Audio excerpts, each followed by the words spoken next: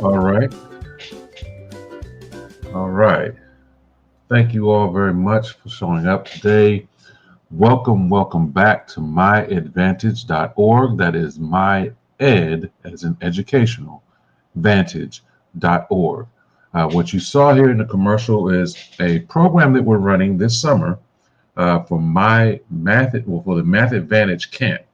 It is a camp for rising fourth, fifth, and sixth graders, ages 8 through 11 generally, designed to give a early exposure to math concepts. So if you're in the third grade, moving to the fourth grade in the fall, or from fourth to fifth, or from fifth to sixth, this is a program that works perfectly for you and for your child. It allows them to get exposure, and the coolest part about it all is you have exposure to this information for an entire year. So while you may do the summer program, you can always refer back to it as you need it as the year progresses. So as they're coming across a topic, for example, in the fifth grade, we do a lot of fractions and a lot of volume. So as you're learning it in the school year, you can always bring that back and go back to those videos, go back to those instructional aids, and use them along the line to help you through that process. Now, that's important because a lot of the information that teachers are going to give you, they may not have time to always go back and review, and they may just do it from one particular perspective. A lot of our teachers, particularly math teachers, are taught that math is about, as the governor of Florida would say, getting the right answer. And that's the difference between a mathematician and a math teacher.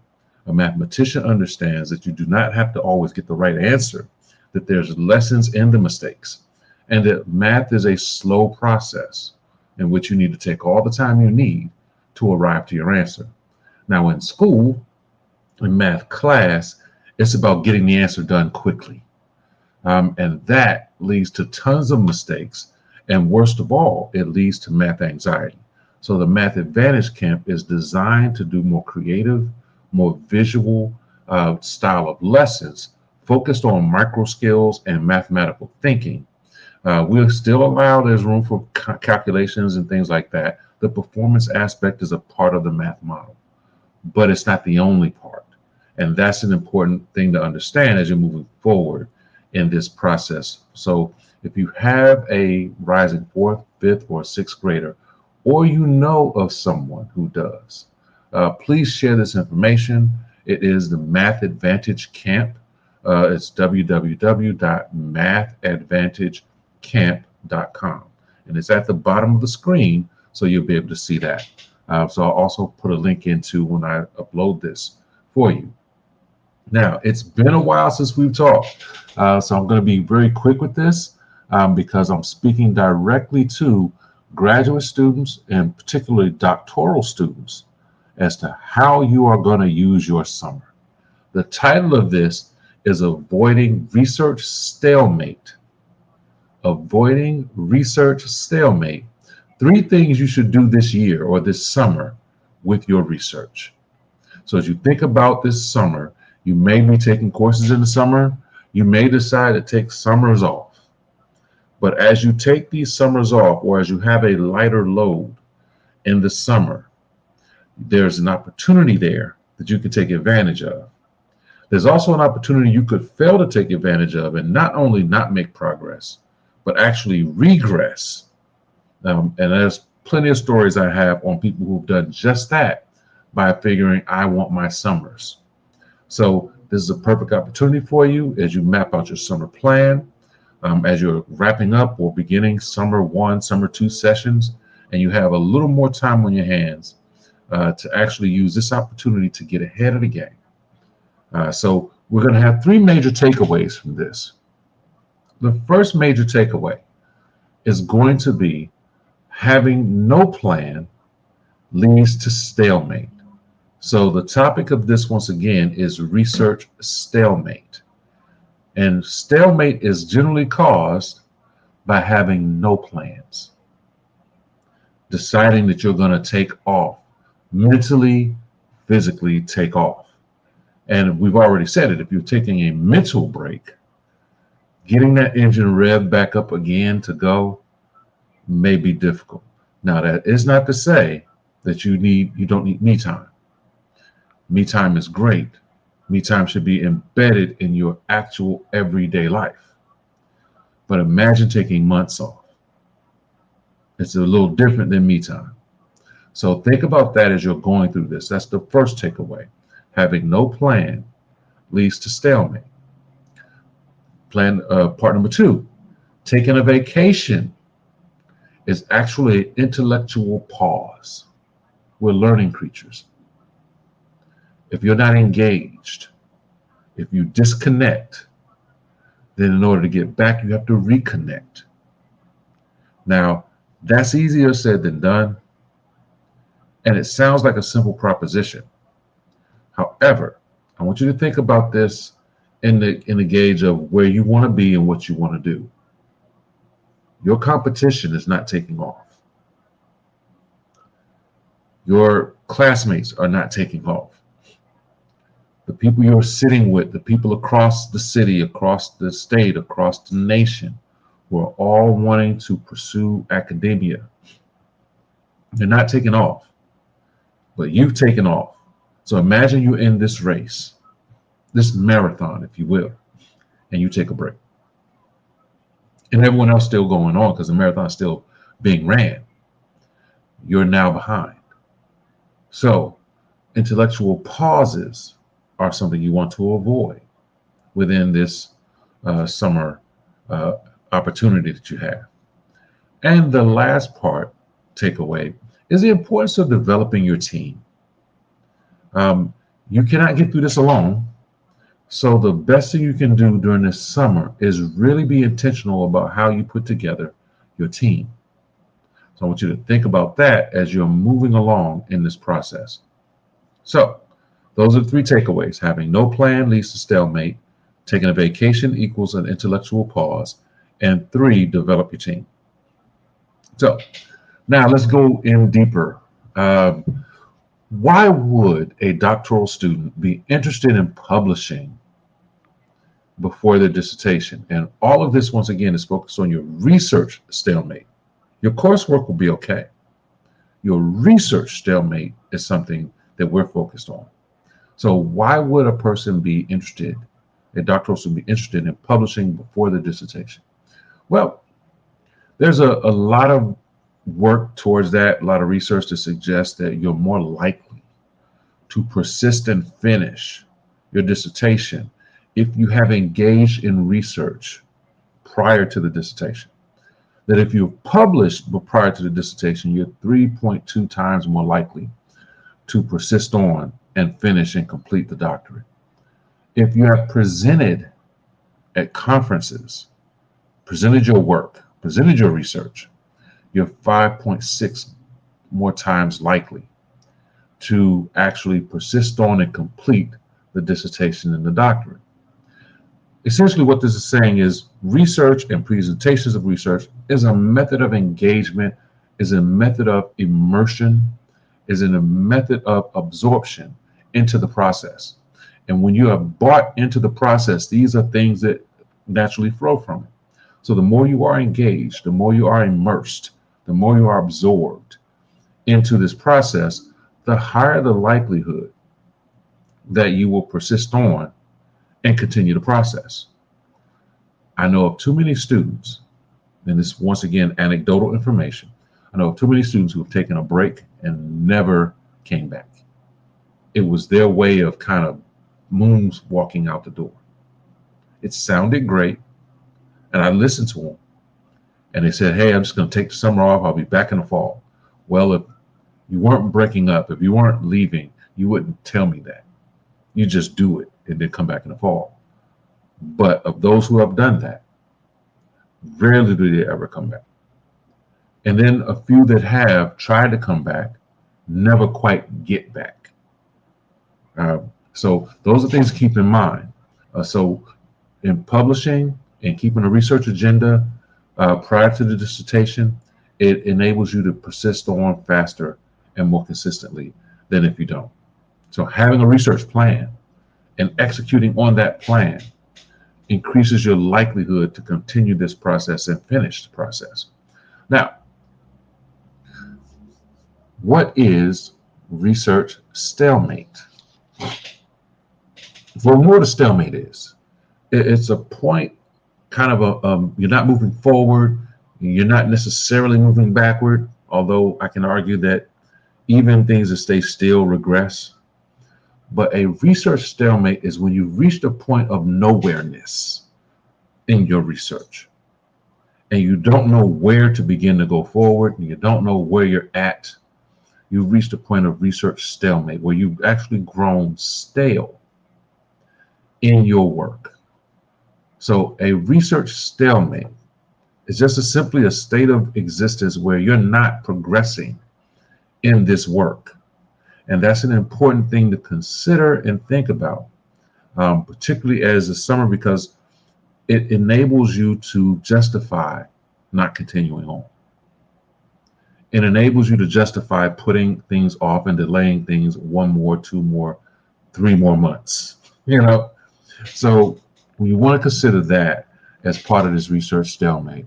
And why do we get stuck in this stalemate? Why are people stuck in a research stalemate? Oftentimes, we're stuck in a research stalemate because we don't take time to nurture our research agenda, which simply means we're just not thinking about it. We're not engaging in it as much. We were exuberant about it when we first put it together, and we have our research agenda, the big picture, we have our primary strands and then our secondary strands. We've even created a visual for it, like a vision board of our research agenda. And we were excited. And we may have done 1 or 2 works or pulled a few articles, and we're beginning to start talking about it in class, and we wrote some of our papers about it in class and things like that. And it felt good. Then we never renewed. We never kept the engagement going. And once classes are no longer an issue, and we reach the summer where we can have this break, we then reach the stalemate because there's nothing pushing us to engage in this topic anymore. So we're now stuck in a stalemate, a catch point where we're not moving forward with our topic, and we're not necessarily quitting, but we're just in a state of nothingness at that point. And that's not where we want or need to be. So what can you do? I have 3 things which you can do to fight and avoid this idea of research stalemate. And the cool thing about it is you can start these things today. So these 3 things are, and I'm going to tell you 3 things and then go get into each one of them individually. The first thing you can do to avoid research stalemate is to identify topics for next year. To identify topics for next year. That is the first thing you can do to begin the process of avoiding a research stalemate. The second thing you can do to avoid research stalemate is take this time in the summer to do a deep dive into your literature. Commit to actually getting deeper into your literature. And we'll talk about that in more detail in a minute. The third thing you can do to avoid research stalemate is to develop your research team. Develop a research team where everyone has a mutual benefit from getting involved in this team. It keeps you engaged, it keeps your topic new, it gives you people to talk about with your topic. But those are the 3 things we're going to talk about. The first one is identifying topics for next year, doing a deep dive into your literature, and then developing your research team. If you want to avoid being stuck in a research stalemate this summer, and you understand that having an active research agenda that you are actively pursuing leaves you more likely to complete and finish your dissertation because you're immersed and engaged in this work, then You won't waste your time this summer just kind of relaxing and falling behind. You do deserve the relaxation, but you also have an opportunity here to actually take advantage and move forward. So why not take that advantage? So the first part of this, the first thing you should do to avoid a research stalemate is identify the topics for next year. You need to be thinking about how to evolve your research agenda. All research agendas should have an aspect of it to where you can evolve it and move it forward for the future.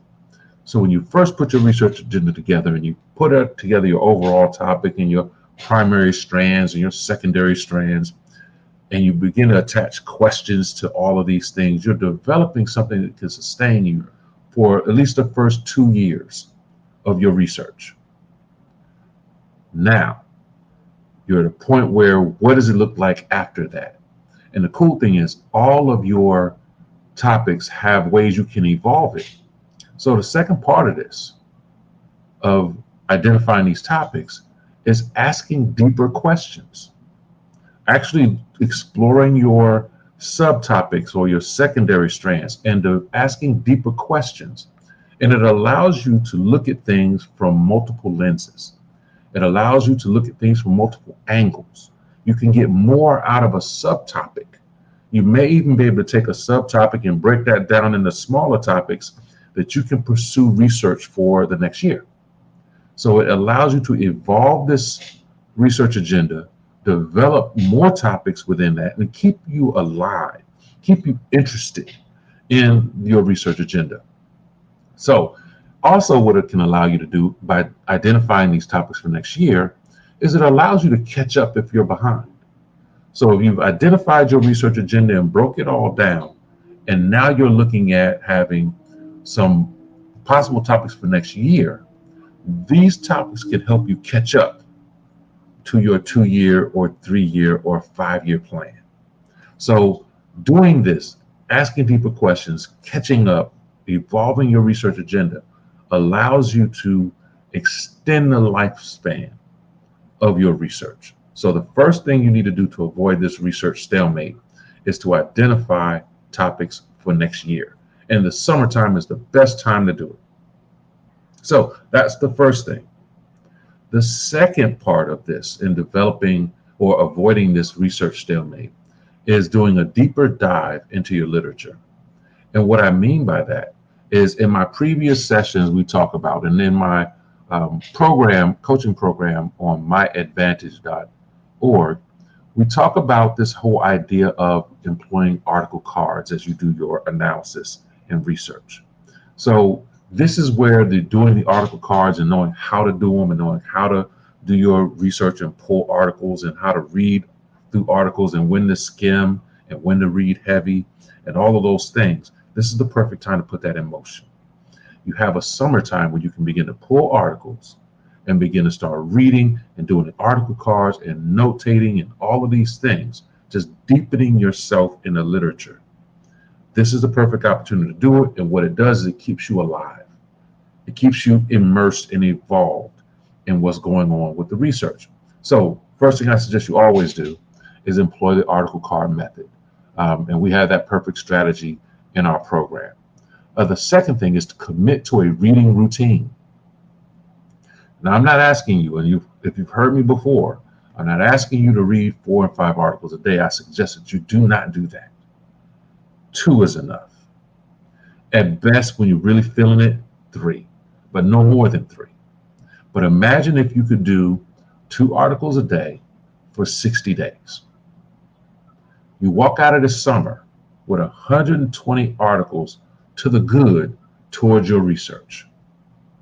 And that's just on doing 2 articles a day, following my method within the program, and doing it for 60 days.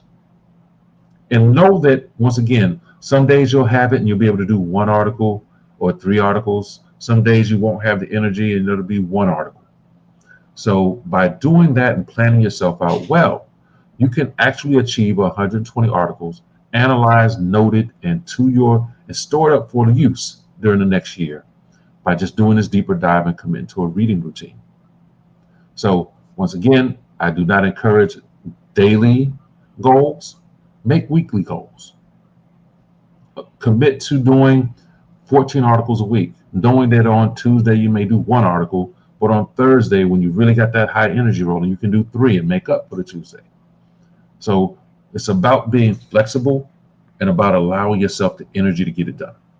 Now, the next part of that, and doing this deeper dive into your literature, is you can develop and extend your topics and subtopics. As you begin to start taking like part 1 of this, which is identifying the topics for next year, and then digging down into some of your secondary strands, as you do more reading and develop this routine, you can extend your knowledge on your topics and your subtopics. You'll learn about who's talking now in your research. Articles are being published every month, and many of them will be on topics that are close to what you want to do. So being able to figure out who's now keeps you up to date with literature and up to date with research. So you need to know who is doing the talking now. And if you're still in classes, you're still taking coursework, utilizing this summer to get yourself kind of steeped in literature is only going to make you stronger when courses resume in the fall, because you'll have even a larger set or pool of literature that you can call and command in order for you to move forward. So there's never a bad time to get steeped in your literature, particularly at this stage in the doctoral program. But the summertime is probably the most opportune time because, once again, things kind of slow down. You'll have a little more time and you can dive deeper into your work. So the third strategy in avoiding research stalemate is very interesting. I'm going to borrow what a professor told me. It's like a record company, a record deal. It is developing your research team. Essentially, when you develop your research team, you're finding 2 to 3 peers that you can trust, that have the goals you have, that want to write like you want to write, that want to do the work you want to do, but finding these 2 to 3 peers that you can trust to write. Remember that they do not have to be your besties. They may not even be friends of yours, but you know that they bring a lot to the table and you know you can perhaps work with them. It could also be that your research agenda kind of aligns, but find 2 to 3 people that you can trust to bring onto this team. And I'm going to show you how this works. Now, of course, you should remember you can't write with everybody. So the people you select should be based upon their strengths and your strengths and weaknesses. If you know you're good at writing literature, but there's another person good at writing methodologies, get together. So you need that kind of person. You got a person who's great at APA, bring them on the team. But once you get them on the team, you got to get a plan. And that plan is based upon the deal. The deal works like this. If I bring 3 people onto my team, that's 4 of us total. We all sign an agreement to do a 2-idea deal, which means the 4 of us each brings 2 ideas to the table for some research. Now, and we can commit that over this next year, we're going to all work together and we're going to publish all of our ideas. Now, if 4 people bring 2 ideas to the table, that's 8 articles there, just from your team. Just from your team. And they don't all have to be like heavy data driven where you got to go get an IRB and do interviews and qualitative and quantitative. They can be just literature papers that are very strong. But each person brings 2 ideas to the table or to the team, and you put it on a calendar to work. And whatever person brings the idea, they take the lead on managing that paper. And they tell us where we need to fit in and be. So they may distribute subtopics to us and we do a literature dive and we start writing our pieces and we all bring our pieces to this article. And they, of course, because it's their topic and idea, they work, the lead on it. They kind of captain the whole thing and run it through the APA and make sure it's all fitting and speaking with one voice. And they put it out. Well, imagine if each of us could do that for 2 articles apiece. And we have 8 articles submitted within a year. Very doable. And particularly doable if you follow the reading routine and plan that I detailed in part 2 that we have as part of our program.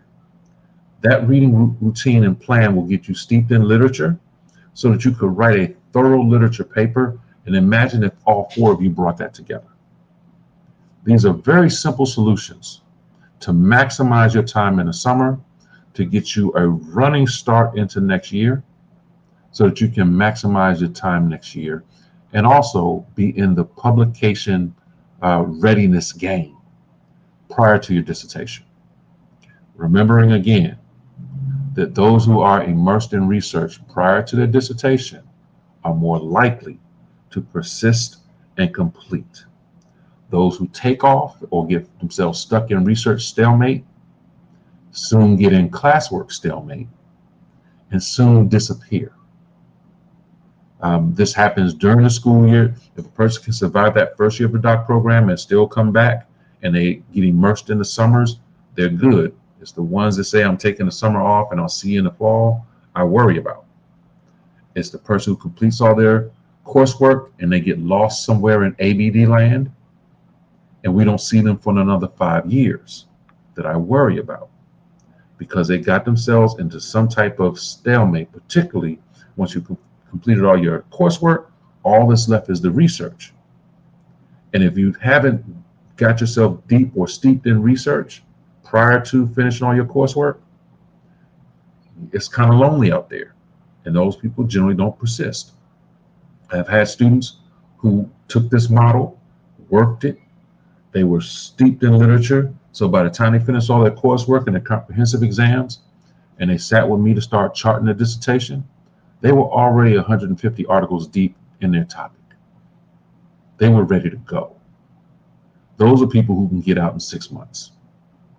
Those are people who can, like this person who did this for me, one of my former doc students, she was so ready to go that I slowed her down because I couldn't keep up. She was just that, steeped in this work. But she was ready to go because she did not leave anything on the table. And she stayed engaged and she stayed doing her research. She was passionate about her research. She evolved her research when it was necessary. And she, of course, did the deeper dives. And she also published and presented before she did her dissertation. So with that said, let's go ahead and conclude and rewind back. Now, why would a dissertation student be interested in doing publishing in their agenda for their dissertation? Research suggests that those who are more immersed complete and persist on better than those who are not. What is research stalemate? It's kind of a stalled point in a person's research where they're not progressing forward. And I hate to say stalemate because in my belief, nothing stays still. You're either progressing or regressing. So the person just may be regressing, although it doesn't look that bad. So that is a research stalemate where you're just stuck. And most of the time people get stuck in a research stalemate because they lost the excitement about their research agenda and they failed to continually develop it. So what can you do? There are 3 things you can do. We just detailed them. The first thing you can do is start identifying topics for next year, this summer. Take time this summer while you're sitting on a beach or sitting at a resort. Whip out your notebook. Go through your agenda. Start mapping out how it will look next year. Take a couple minutes a day to just think about your research agenda. Ask deeper questions. Develop and evolve your topics. Catch up if you're behind, and if you're not behind, figure out ways to extend the work. The second thing you need to do is do a deeper dive into your literature. Employ the research and literature model that we have here at myadvantage.org. And once again, if you need that, prior sessions where you can go and look deeper into some of the reading routine stuff we talked about, or you can check me out and we can talk about a possible coaching session to get you on your way. But develop that reading routine, commit to it, commit to just small weekly goals. Develop and extend your topics and subtopics. And of course, the third one is to get your team together, people you can write with. 2 to 3 people, that's one team. Each person commits to bringing a certain set of ideas to the table some papers that they want to actually publish, and everyone work together to submit and get everyone's paper submitted. So with that said, 4 people can produce 8 articles in a year. And imagine if you're on 2 other people's teams as well. You're talking about multi-digit production in your research, so that when you're going up for employment in academia and you're competing with people who are already in academia and they're trying to publish and they're trying to get your job, the very job you want, you can show that you are research ready. Most universities may not care as much that you have many publications already in the books. They want to know, are you research ready now? Because they may think you were just on a hot streak and then you fell off. So they want to know, are you research ready? So having on your CV research that you've done, and even if it still has the manuscript ID, which means it's in the process, it's still good. It's still showing that you're research active. So consider all of those things as you are embarking in this summer. Make sure that you're utilizing your time correctly so that you can maximize this time and not find yourself in a research stalemate, and most importantly, not find yourself making an excuse to not come back next year. That's all I have. Great to see you guys again. I'm Derek Robinson, myadvantage.org. My summer camp for rising 4th, 5th, and 6th graders is mathadvantagecamp.com. If you know of anybody who has a rising 4th, 5th, or 6th grader, or to make it simple, a child from ages 8 to 11, let them know about the program.